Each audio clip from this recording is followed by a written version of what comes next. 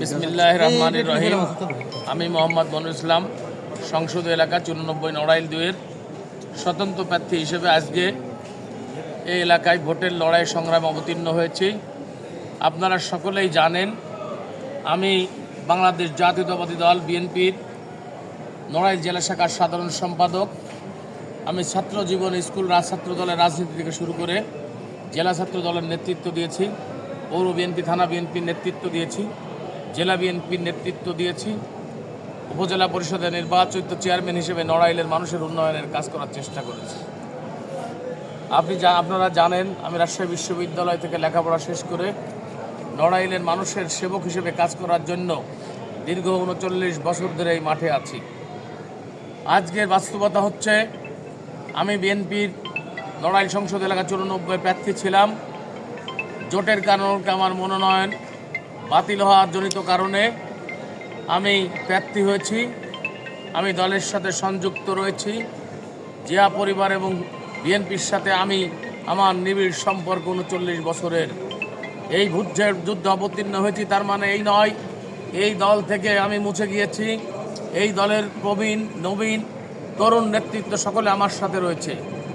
আমি আগামী দিনের এই ভোটে নড়াইলের মাঠে আমি ভোট যুদ্ধ অবতীর্ণ হতে চাই। আমি নড়াইলের এখন সাধারণ সকল মানুষের প্রার্থী।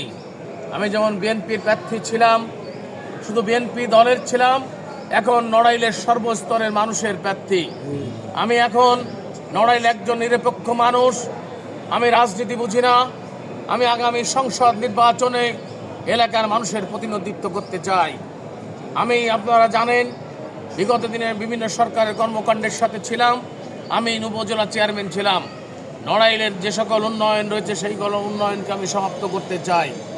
আপনারা জানেন নড়াইল ছোট একটি জেলা হলেও 100 শয্যা বিশিষ্ট একটি হাসপাতাল রয়েছে, তাকে 250 বেডের পূর্ণাঙ্গ রূপ দিতে চাই।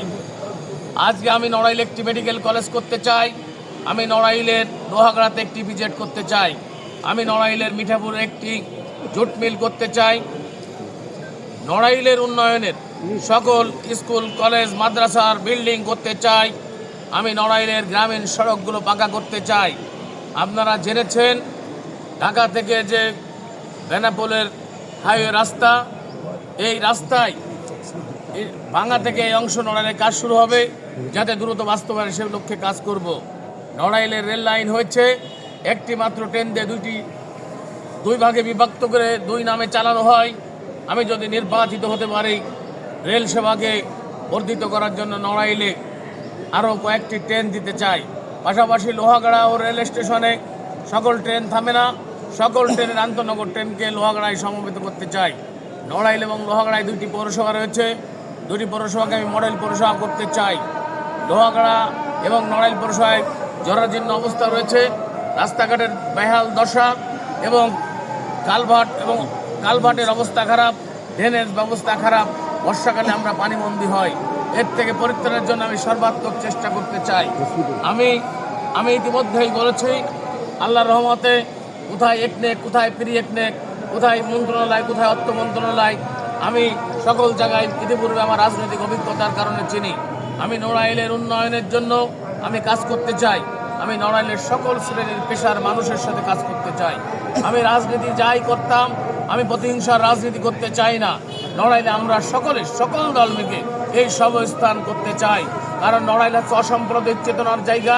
এখানে হিন্দু মুসলমান সকলে আমরা ঐক্যবদ্ধভাবে বসবাস করি। এখানে নটরাজু, আইশঙ্কর, রবিশঙ্করের জন্ম হয়েছে। এখানে জন্ম হয়েছে SM সুলতান, রংতুলিতে আঁকা বিশ্ববরণ্য চিত্রশিল্পী। আমাদের এখানে জন্ম হয়েছে কবি আল মুসলিম উদ্দিন, স্বাধীনতা যুদ্ধের বীর সৈনিক, বীরশ্রেষ্ঠ নূর মোহাম্মদ শেখ আমাদের এই নড়াইলকে আলোকিত করেছে। বিজয় সরকারের জন্ম এই মাটিতে হয়েছে। আমরা সকলে ধর্ম মর্ম নির্বিশেষে আমরা ঐক্যবদ্ধভাবে নড়াইলকে গড়তে চাই। আপনারা আমাদের সাংবাদিক ভাইয়েরা পাশে থাকলে, নড়াইলবাসীর পাশে থাকলে আগামী নির্বাচনে আমি যদি নির্বাচিত হতে পারি তাহলে নড়াইলের মানুষের পক্ষে কাজ করতে চাই।